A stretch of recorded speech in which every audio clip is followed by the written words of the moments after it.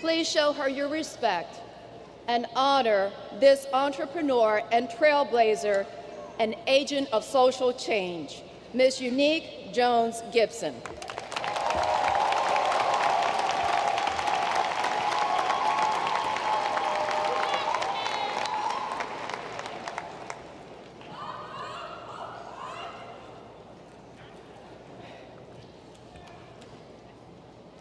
I was overwhelmed with emotions when I found out that I was chosen to be this year's commencement speaker. Just the thought of returning to my alma mater to deliver the keynote address 11 years later, and to do it in front of some of the same people who supported me during my matriculation, my mom and dad, my sister, my husband, who was my boyfriend back then. Yes. Family, friends, and 2 of my sons. Just the thought was overwhelming. Now, after I processed those emotions, I immediately thought back to my graduation day and the message that our speaker delivered to the class. The minutes of reflection turned into hours, and the hours turned into days, until I realized that no matter how hard or how long I tried, even prayed to recall her words, I could not remember anything she said. I don't know if she said good morning, good afternoon, or good luck. And so I have spent the days since the announcement stressed out, coming to terms with what my parents always told me and my sisters growing up. What goes around comes around. And this, I know, is my around moment in more ways than one. To Dr. Bro, the 10th president of Bowie State University and the first woman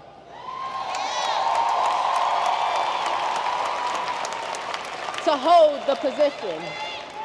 Thank you for having me as your first spring commencement speaker. To the Board of Trustees, faculty, staff, distinguished guests, to the parents and grandparents, aunties and uncles and godparents, all together also known as the family, the village, and at times the bank, which, by the way, you all know closes today, right after they hand you your card. And to you, the graduating class of 2018, good morning. When I thought about what I would say today, I considered asking Dr. Bro to give me another 10 years to collect a few more thoughts and aha moments.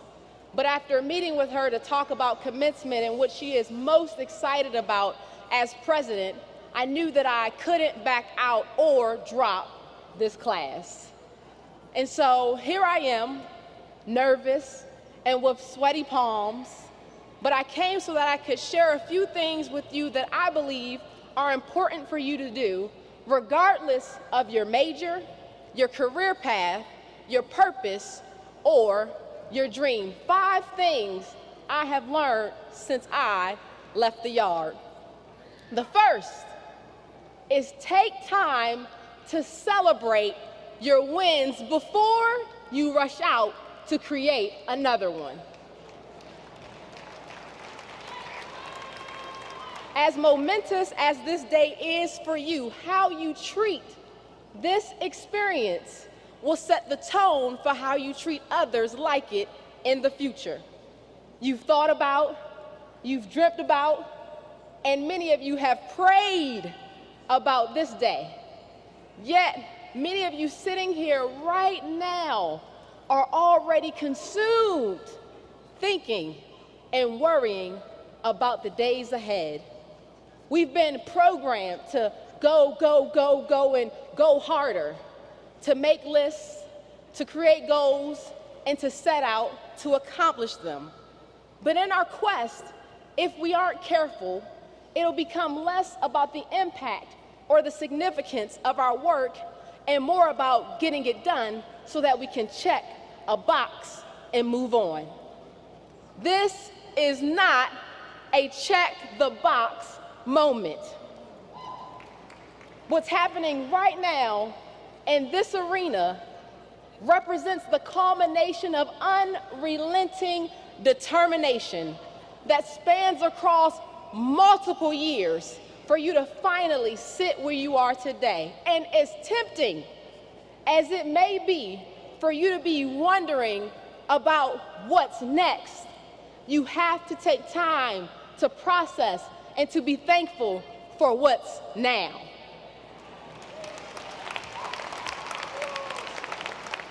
So I'd like to pause and ask you to take a deep breath.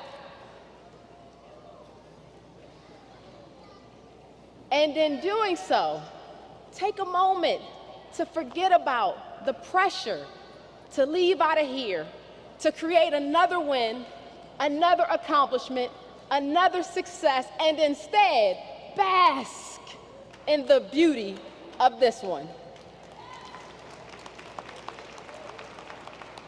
The second thing I want to encourage you to do is to fail fast. Yes, you have to take time to celebrate your wins, but you gotta fail fast to get to them.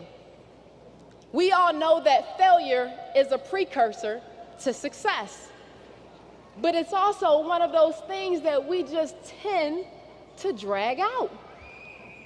But the sooner you fail, the sooner you can learn, make adjustments, and get closer to where and to who you're supposed to be. When I started out as Bowie, I selected accounting as my major because I was told that it was practical and that with it, I'd be able, as my dad would say, to get a good government job. Even though that wasn't my dream, it felt safe back then. And so I went for it. But after failing my second or third accounting exam, I knew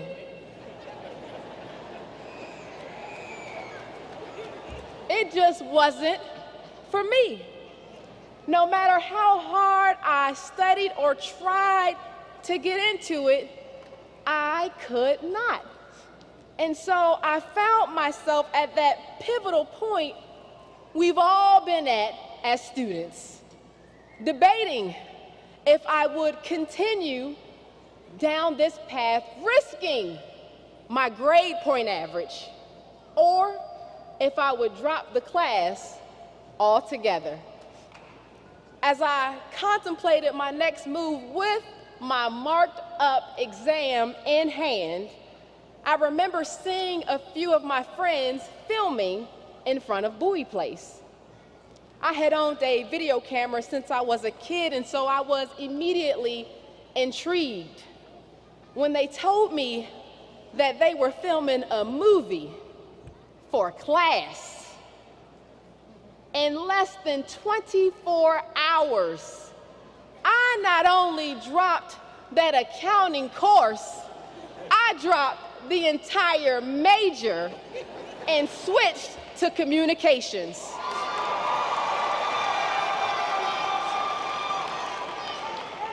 And it was there, under the mentorship and the tutelage of Dr. O.T., that I found my sweet space and began to thrive. But I had to fail to get there. So fail fast. And don't allow the time invested or the expectations of others to keep you where you know you aren't supposed to be.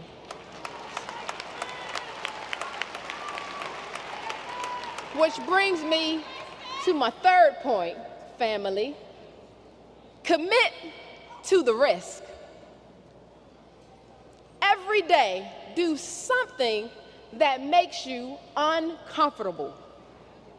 Something that requires you to stretch and not shrink.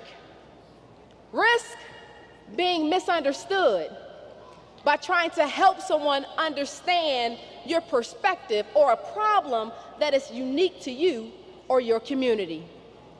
Risk being considered crazy or random by doing the things that make sense to you but may seem unconventional or unpractical to others. Risk being rejected by sharing your gifts and your talents with the world. Risk losing money by taking a chance on an idea that requires you to not only invest your time and your energy, but your coins as well. Risk being disappointed by giving your all to something or to someone you believe in. 5 years ago, in February of 2017, after I launched the Because of Them We Can campaign, it had gone viral, and I found myself doing an interview on nationally syndicated radio with Tom Joyner. I had originally only planned to run the campaign for Black History Month because I had a good job, a good salary, and good benefits. I remember Tom Joyner saying something along the lines of, "You know you have to keep this going, right?" And before I could think my way out of it, I said something like, "Absolutely,"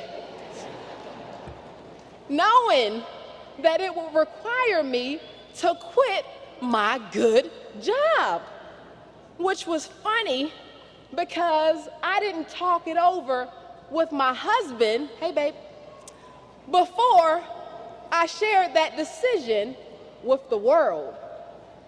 And so when we were talking that night, the conversation went a little like this. Hey babe, hey, how are you?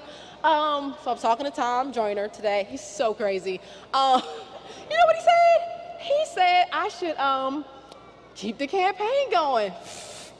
And he said, well, what did you say? And I said, I said I would. And without missing a beat, he agreed that it was the right decision and said that it would be riskier not to take the risk. Now, back in 2013, what we viewed as a crazy risk, today, 5 years later, as we continue to refute stereotypes, uplift excellence, and honor the sacrifices of our ancestors through that platform today, right now, it feels like one of the smartest decisions we ever made. So remember this, class of 2018, it's always a risky move until you prove it to be the right move. And the only way you can do that is if you embrace my fourth point. No matter what, always make excellence your goal. Martin Luther King Jr. put it like this. He said, if a man is called to be a street sweeper, he should sweep streets even as Michelangelo painted, or Beethoven composed music, or Shakespeare wrote poetry. He should sweep streets so well that all the hosts of heaven and earth will pause to say, here lived a great street sweeper who did his job well.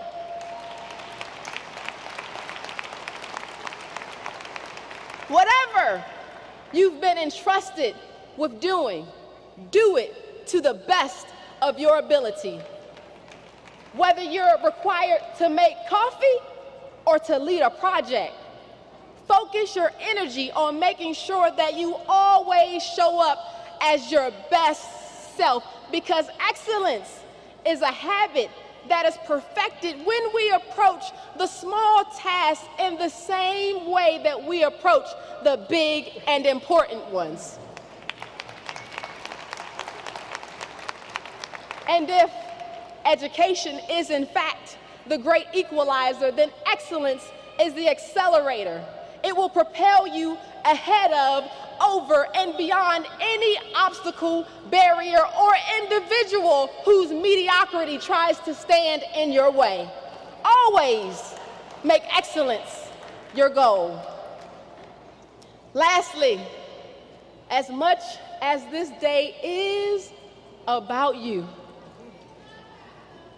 and the people who helped you get here, I want you to remember my fifth and my final point, and that is, it's bigger than you.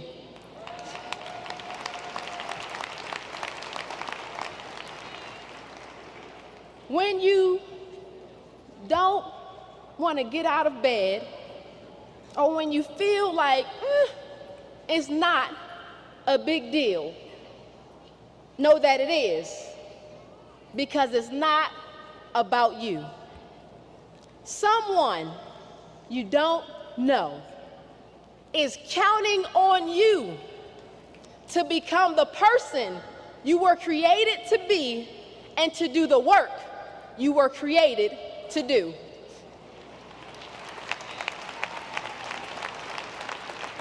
Now, we can all agree that there is so much wrong in the world right now.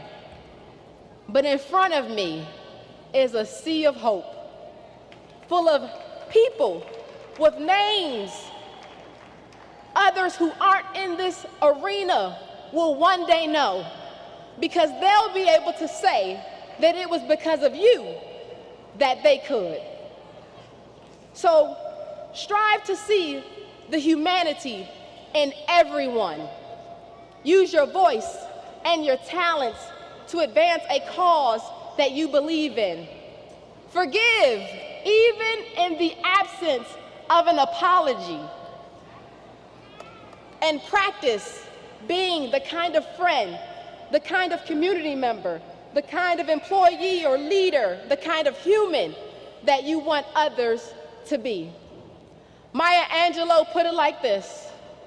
She said, "People will forget what you said, Eunique. People will forget what you did, but people will never forget how you made them feel."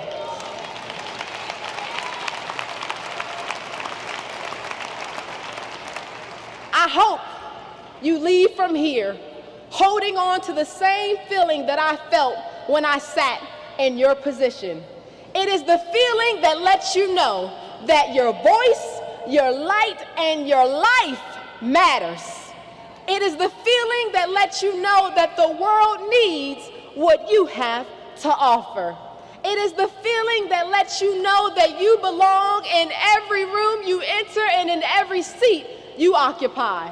I hope you feel like you have a responsibility to prove yourself and your village right.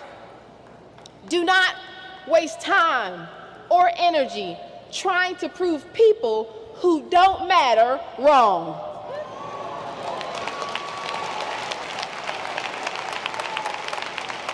Prove the people who have had your back since day one right, because they saw your potential before you saw it for yourself. I hope you feel it, because it is a feeling you cannot shake. It is the one that won't go away because it comes from within. Some call it their inner voice, their gut, their heart, or God. No matter how you identify it for yourself, honor and pay attention to it, because that feeling is real. More than Siri, Alexa, or Google, it has the answers. And it will always be there to remind you of who you are and why you are here.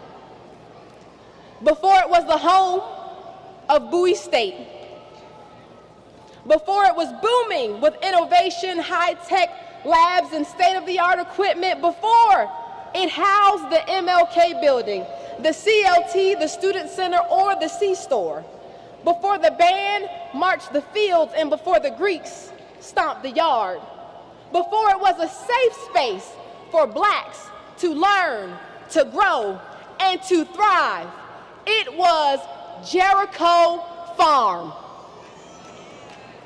187 acres of farmland that dates back to 1716. Now in the 1700s, in the 1800s, in the state of Maryland, where there was at one point over 100,000 slaves. Can you, for a moment, think about who might have worked, labored on that land for free?